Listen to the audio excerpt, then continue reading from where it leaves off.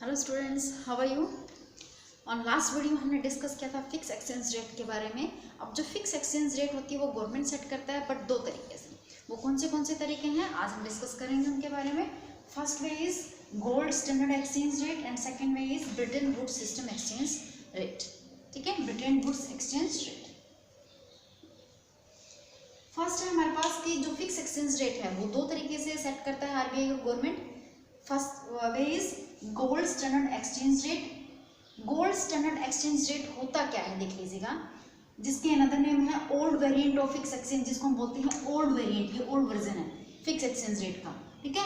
And जिसको हम बोलते हैं mint par value of exchange rate. Mint par value of exchange rate भी हम इसको बोलते हैं। Gold standard of exchange rate होता क्या है देखिए, कि वन करेंसी को मीन्स वन करेंसी को हम क्या करते हैं, गोल्ड में कंपैरिजन कर लेते हैं। गोल्ड मोस्टली लोगों के पास होता है और उसका कंपैरिजन हम किसके साथ करते हैं, जो सबसे ज़्यादा स्ट्रॉन्ग करेंसी होती है उसको हम गोल्ड में कंपैरिजन कर लेते हैं। ठीक है, कि गोल्ड तो मोस्टली करेंसी के पास होता है। ये अभी फिलहाल टाइम में जो सबसे ज़्यादा स्ट्रॉन्ग करेंसी कौन सी है, यूएस डॉलर।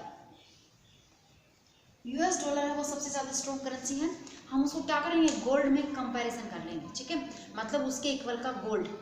ओके, तो जो फिक्स एक्सचेंज रेट है वो गोल्ड के कंपैरिजन के हिसाब से होता है। जो गोल्ड स्टैंडर्ड वाला होता है कि मतलब जितनी आपकी करेंसी की जो रेट इंक्रीज होती है डिक्रीज होती है उसके कंपैरिजन का गोल्ड आपके पास होना चाहिए, ठीक है।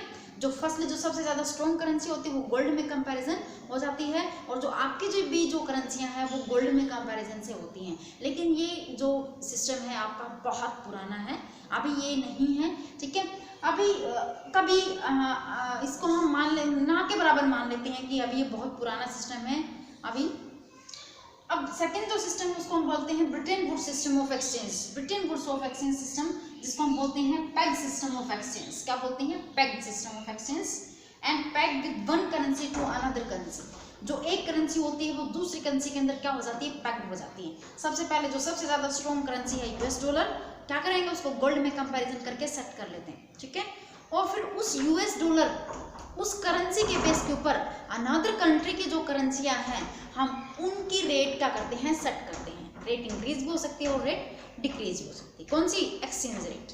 अनदर कंट्री की करेंसी की जो रेट होती है हम उसको क्या करते हैं, उसको सेट कर लेते हैं, ठीक है। मतलब जो ये यूएस डॉलर के अंदर बाकी कंट्री की जो करेंसियां हैं वो सारी की सारी क्या हो जाती है, पैक्ड हो जाती है। इसलिए हम उसको क्या बोलते हैं, pegged exchange rate of system या Bretton Woods exchange rate of systems, ठीक है। इसको हम पहले गोल्ड में कंपैरिजन करते हैं और उसके बाद में बाकी करेंसियाँ इसके अंदर कंपैरिजन होती है, जिससे उनकी एक्सचेंज रेट इंक्रीज भी होती है और डिक्रीज भी होती है। उनकी करेंसी की वैल्यू इंक्रीज होती है और डिक्रीज भी होती है। ओके, थर्ड जो हमने बताया हमारा flexible exchange rate of system. Fix exchange rate of system two part हैं उसके। आप थर्ड नंबर पे आता है मैनेज्ड फ्लोटिंग, जिसको हम क्या बोलते हैं, मैनेज फ्लोटिंग। मैनेज फ्लोटिंग को एक अनदर नेम से और भी जानते हैं, कॉल्ड डर्टी फ्लोटिंग। इसको हम क्या बोलते हैं, डर्टी फ्लोटिंग बोलते हैं मैनेज फ्लोटिंग को, ठीक है। जो मैनेज फ्लोटिंग होती है वो मोस्टली जो ऊपर हमने दोनों एक्सचेंज रेट आपको समझाए हैं, दोनों एक्सचेंज रेट कौन से, flexible exchange rate and fix exchange rate. दोनों एक्सचेंज रेट जो होती हैं उन दोनों का क्या होता है, मिक्सअप होता है। क्या होता है, मिक्सअप होता है। क्या बनता है, managed floating means dirty floating. कैसे, यहाँ पर सबसे पहले firstly based on the market force.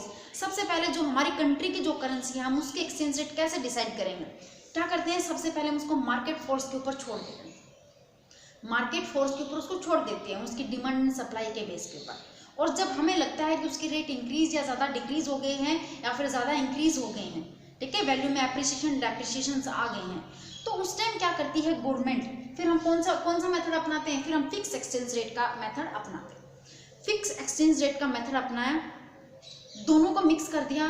उसके बाद में एट लास्ट में जब गवर्नमेंट को लगता है कि उसके रेट बहुत ज़्यादा इंक्रीज हो गए हैं या बहुत ज़्यादा डिक्रीज हो गए हैं, जिससे हमारी इकोनॉमी को खतरा है, ठीक है, डेंजर फॉर आवर इकोनॉमी, तो उस टाइम गवर्नमेंट आरबीआई के साथ मिलकर मींस आरबीआई क्या करता है, दोनों आपस में एक दूसरे की सहमति से क्या करते हैं, मैनेज्ड फ्लोटिंग करते हैं। मैनेज फ्लोटिंग मतलब जो रेट हमारे इंक्रीज हो गए थे उस रेट को क्या करते हैं, डिक्रीज करते हैं। जो रेट हमारे इंक्रीज हो गए थे उस रेट को डिक्रीज करते हैं। जो बहुत ज़्यादा डिक्रीज हो गई तो उनको क्या करते हैं, इंक्रीज करते हैं। समझ में आ रही बात।